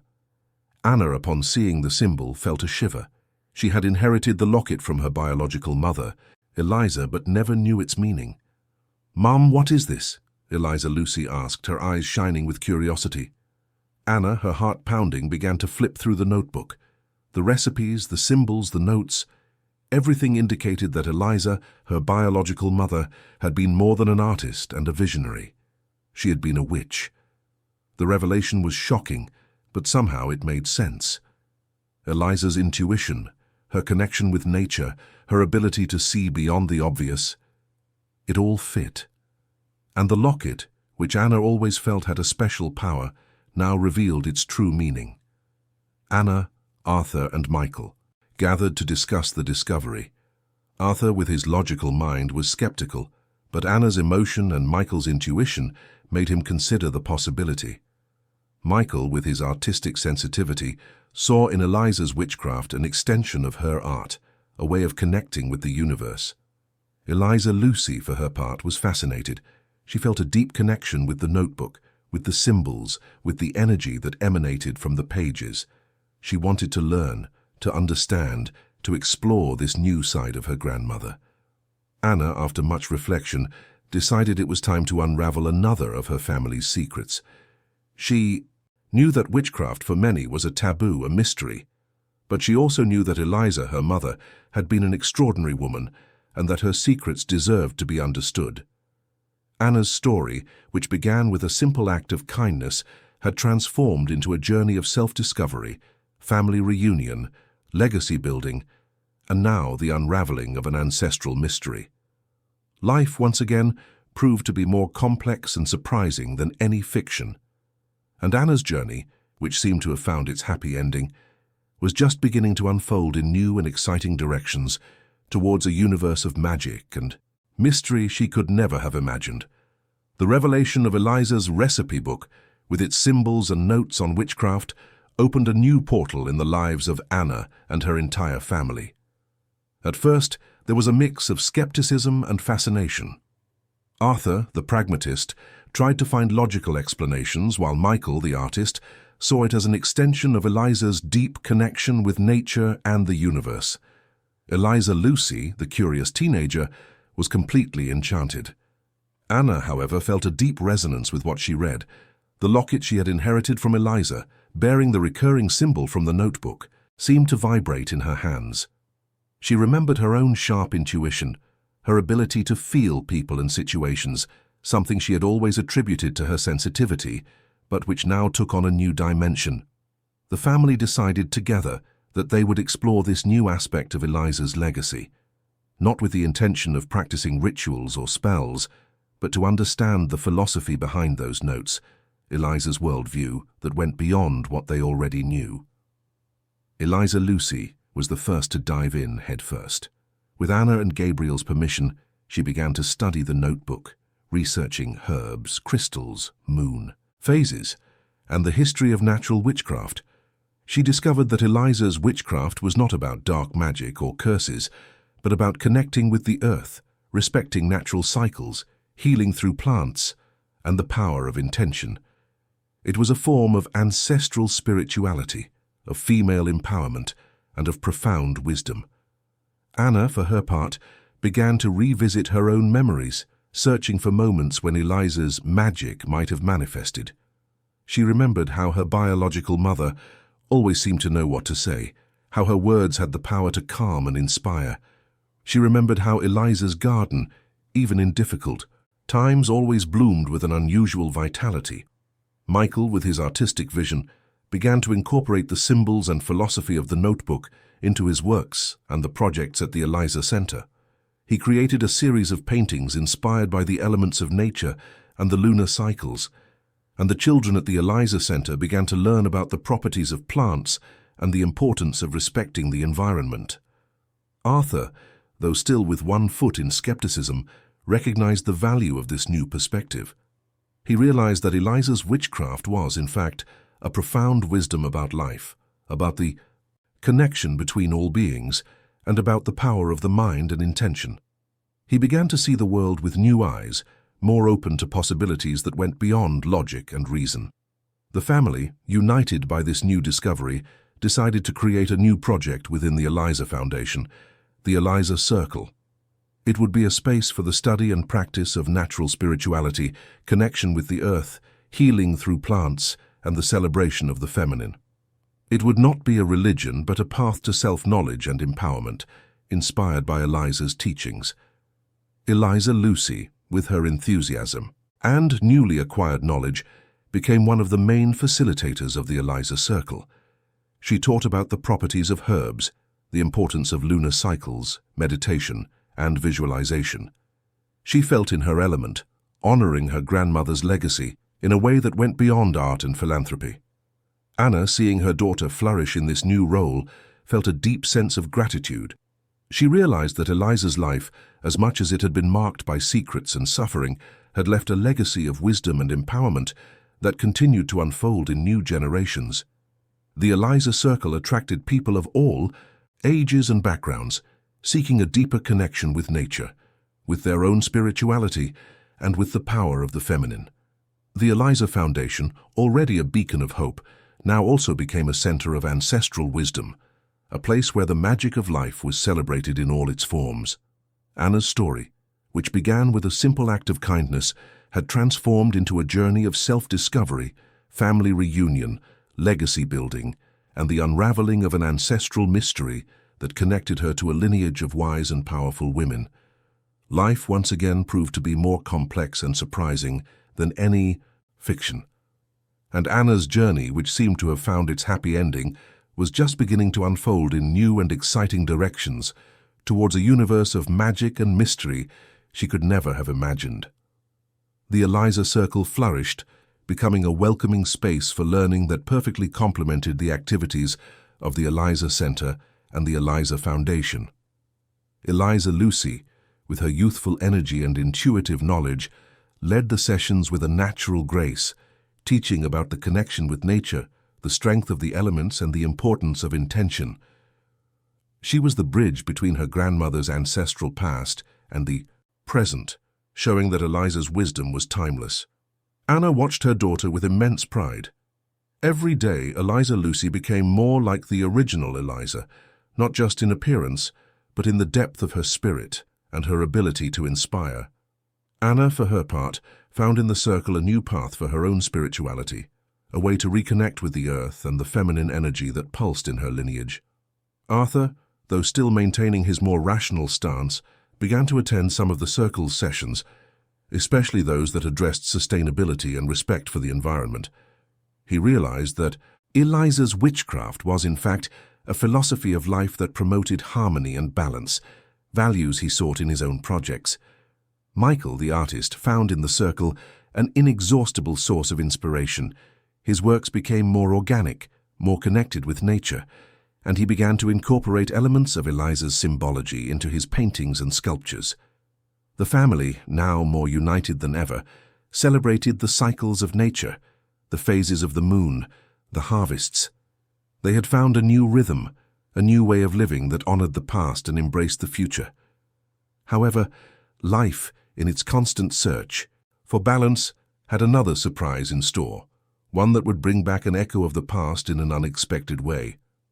During one of the Eliza Circle's sessions, an elderly woman with piercing eyes and an enigmatic smile appeared. She was not a regular participant, and her presence caused a certain stir.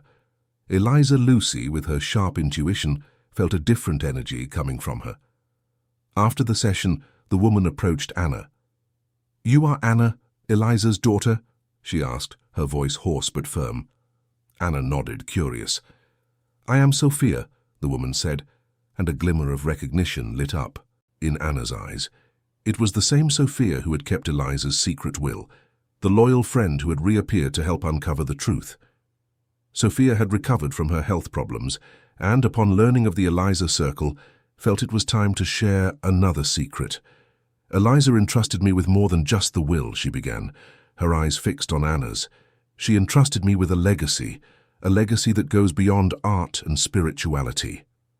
Sophia revealed that Eliza, in her final days, had dedicated herself to a secret project, something she called the Book of Shadows. It was not a book of spells, but a compendium of ancestral knowledge, of stories of wise women who had been silenced throughout history. It was a book about the true history of witchcraft, about the feminine wisdom that had been distorted and demonized. Eliza had spent years researching, collecting information, interviewing women who held the memory of their ancestors. She wanted to reclaim the true essence of witchcraft, the connection with nature, healing, intuition, female empowerment. "Eliza wanted this book to be published, Anna," Sophia said, handing Anna a leather-bound manuscript. "She wanted the truth to be revealed, for women, to be able to reconnect with their own strength, with their own magic." Anna held the manuscript, feeling the weight of responsibility. It was another of Eliza's legacies, another secret that needed to be unraveled and shared. She looked at Eliza Lucy, who was watching the scene with wide eyes. The flame of curiosity and purpose lit up in her gaze once again.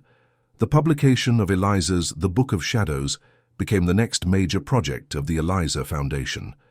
Anna, with the support of Gabriel, Arthur, and Michael, dedicated herself to editing and publishing the manuscript, ensuring that Eliza's voice would be heard around the world. The book was a resounding success, sparking a global movement of female empowerment and the reclamation of ancestral wisdom. The Eliza Circle expanded, becoming a reference center for the study of female spirituality and natural witchcraft. Anna, seeing the impact of her mother's book, felt a deep sense of gratitude. She had found her purpose, her voice, her family. And she knew that as long as there were stories to tell, truths to reveal, and lives to inspire, her journey would continue in a constant flow of new discoveries and new joys. Anna's story, which began with a simple act of kindness, had transformed into a legacy of love, art, justice, spirituality, and empowerment. And she knew that, with Eliza Lucy by her side, the future would be even brighter, with new stories to be written, new secrets to be uncovered, and new magic to be celebrated. The publication of Eliza's The Book of Shadows was a watershed moment. The manuscript, once a secret kept by Sophia, now resonated with thousands of people around the world. The work was not just a compendium of ancestral wisdom, it was a manifesto on female power, the connection with nature, and the redefinition of witchcraft as a force for healing and empowerment. Anna, Gabriel, Arthur, and Michael worked tirelessly to ensure that Eliza's message was conveyed with authenticity and respect. The book launch was accompanied by a series of lectures and workshops, where Eliza Lucy, with her eloquence and knowledge, stood out as the main spokesperson for her grandmother's legacy. She became an inspiring figure for young women, showing that feminine strength could be both gentle and powerful. The Eliza Circle, boosted by the book's success, expanded globally. Branches emerged in various countries, creating a network of women and men seeking a deeper connection with natural spirituality and self-knowledge. The Eliza Foundation and the Eliza Center, already references in art and education, were now also recognized as centers of ancestral wisdom. Anna, observing the impact of her biological mother's work, felt a deep sense of fulfillment. She had found her purpose, her voice, her family. The pain of the past had transformed into a driving force for the future, and she felt grateful for every twist and turn, for every challenge that had led her there. However, life, in its constant search for balance, had another surprise in store, one that would bring back an echo of the past in an unexpected way. During one of the Eliza Circle's international conferences, on a panel about female empowerment, a middle-aged woman with curious eyes and a familiar countenance approached Anna after her speech. "Anna, I'm Laura," she said, extending her hand. "I'm the granddaughter of one of the Caldwells, and I need to talk to you." Anna felt a shiver. The name Caldwell still carried a weight, a memory of pain and injustice. But Laura's eyes did not carry the arrogance or coldness she expected. There was a sincerity, a quest. Laura told her story. She had grown up hearing the family stories, the distorted versions of events, the lies that had been told to cover up the secrets. But upon reading Anna's The Courage to Be, and later Eliza's The Book of Shadows, she began to question everything. "I realized that the story I was told wasn't the truth," Laura confessed, her voice choked. "My grandmother, Eliza's sister, was always a bitter woman, full of resentment. I never understood why, but now I do. She lived in the shadow of a lie, of an injustice." Laura revealed that after her grandmother's death, she found a box of old letters exchanged between Eliza and her grandmother before all the family drama. Letters that revealed a deep friendship, a genuine affection, and the pain of Laura's grandmother at seeing her sister silenced and manipulated by the family. "My grandmother deeply regretted not helping Eliza," Laura said, tears streaming down her face. "She lived with that guilt her whole life, and she left a final letter for me, asking me to seek the truth, to try to right the wrongs of the past." Laura's revelation was a shock to Anna. She had never imagined that someone from the Caldwell family could have had regrets, a search for redemption. The story of her grandmother, Eliza's sister, was more complex than she had imagined. Laura proposed a partnership. She had inherited a significant portion of the Caldwell fortune and wanted to use that money to support the projects of the Eliza Foundation and the Eliza Center. She wanted to honor the memory of her grandmother, who had lived in the shadow of regret, and help build a future where truth and justice would prevail. Anna, Arthur, and Michael gathered to discuss Laura's proposal. There was a certain apprehension, a natural distrust, but Laura's sincerity, her quest for redemption, touched their hearts. They realized that the story of the Caldwell family was not just about villains and victims, but about complex people with their own pains and regrets. The partnership with Laura was a significant step. She brought not only financial resources, but a new perspective, a bridge to the past that allowed Anna and Arthur to understand the complexity of their own history even more. The Eliza Foundation and the Eliza Center were strengthened, expanding their reach and impact even further. Anna, alongside Gabriel, Eliza, Lucy, Arthur, Michael, and now Laura, felt that the circle was closing. Her family's story, which began with a simple act of kindness, had transformed into a legacy of love, art, justice, spirituality, and empowerment. And she knew that as long as there were stories to tell, truths to reveal, and lives to inspire, her journey would continue in a constant flow of new discoveries and new joys. Life, once again, proved to be more complex and surprising than any fiction. And Anna's journey, which seemed to have found its happy ending, was just beginning to unfold in new and exciting directions towards a future where truth and compassion would be the driving forces of a more just and harmonious world. The partnership with Laura brought a new dimension to the Eliza Foundation and the Eliza Center. The injection of financial resources, combined with Laura's vision and desire to right the wrongs of her family's past, allowed for the expansion of projects and the creation of new initiatives. Laura, with her energy and intelligence, quickly integrated into the team, becoming a valuable ally and a friend to Anna. The story of Laura's and the Caldwell family's redemption, now actively supporting the foundations, generated a positive impact in the media. The narrative of overcoming adversity and reconciliation inspired other families to confront their own pasts and seek healing. Eliza's legacy, which was once a story of injustice, transformed into a beacon of hope and transformation. Eliza Lucy, now a young woman, continued to be a driving force in the Eliza Circle. Her passion for ancestral wisdom and her ability to connect with people made her a natural leader. She traveled the world sharing her grandmother's teachings and inspiring a new generation to embrace their own strength and intuition. Anna, alongside Gabriel, watched her daughter's growth with immense pride. They had built a solid family based on love, truth, and purpose. Life, which was once a relentless search for answers, was now a celebration of every moment, every achievement, every connection. Arthur, with his growing family, continued to be the pillar of support and the strategic mind behind the foundations. He and Anna had built an unbreakable partnership, united by blood ties and a common purpose. Michael, the artist, continued to inspire and create, seeing in each new generation of artists an extension of his own legacy. However, life in its constant search for balance had another surprise in store, one that would bring back an echo of the past in an unexpected way, but this time with a touch of magic. During one of Eliza Lucy's trips for a conference on female spirituality in Ireland, she found an old manuscript in a small antique bookstore. The manuscript, written in an ancient language and with familiar symbols, seemed to call to her.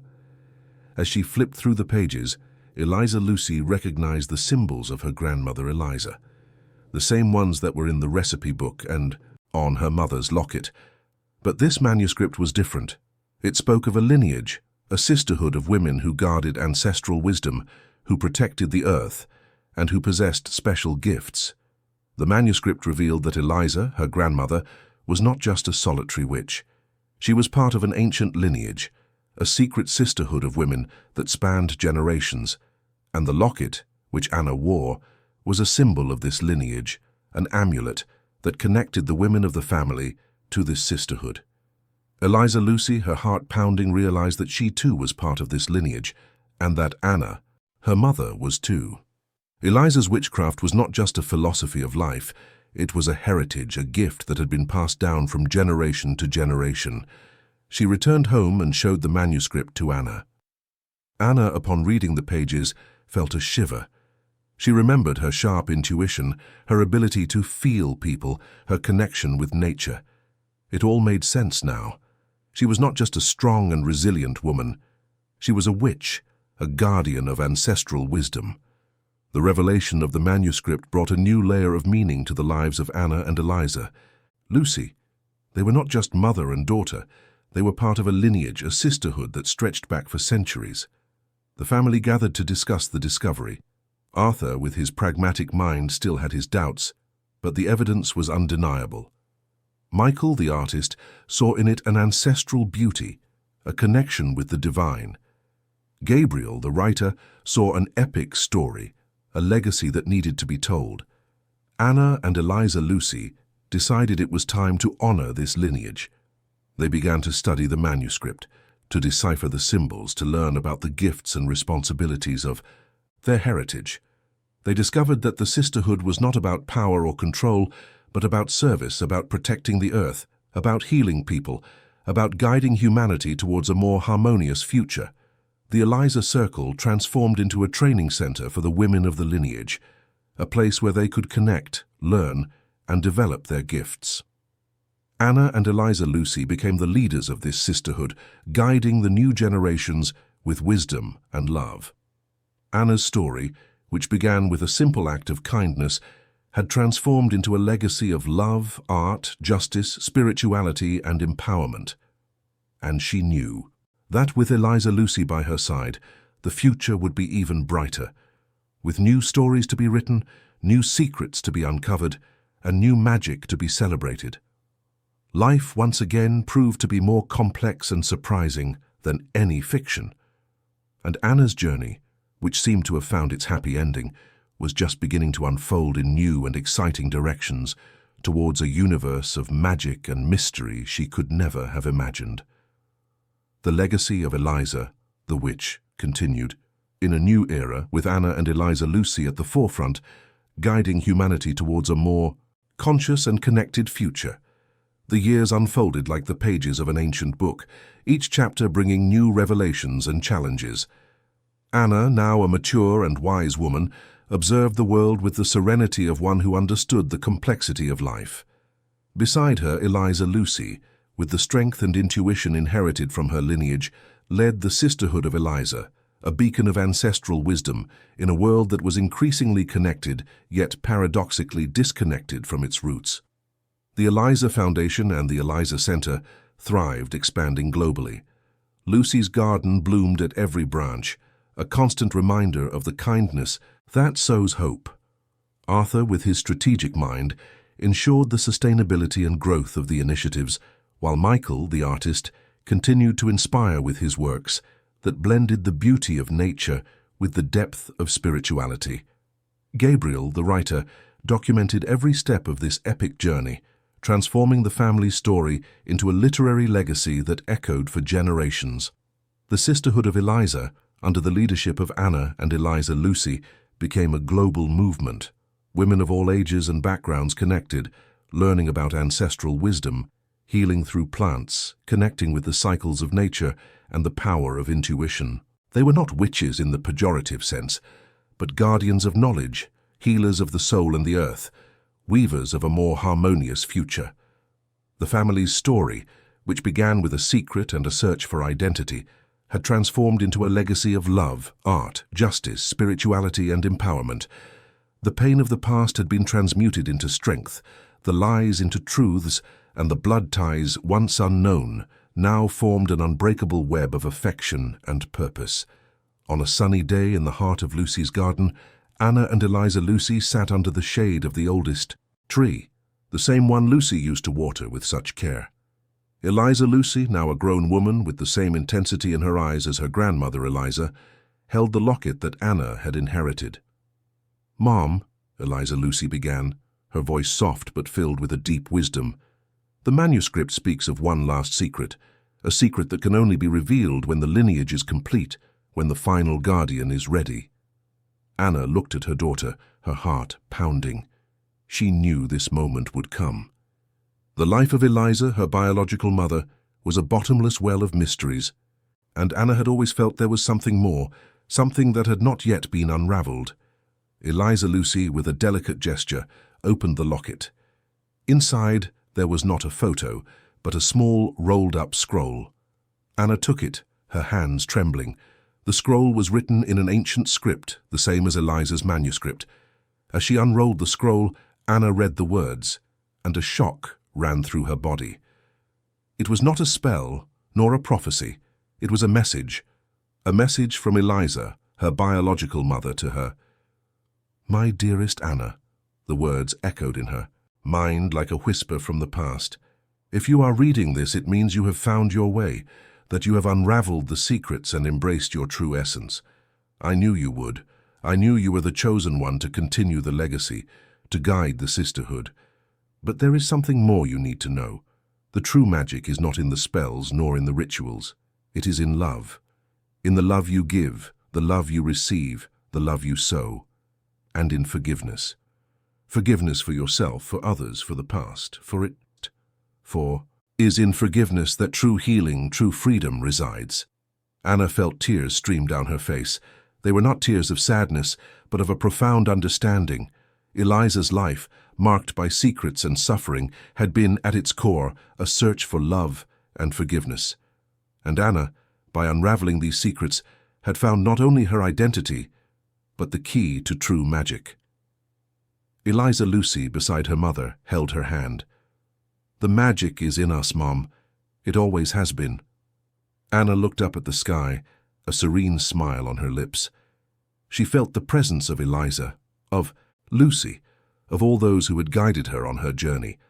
Life, which had been a roller coaster of emotions, now settled into a gentle melody of love, forgiveness, and gratitude.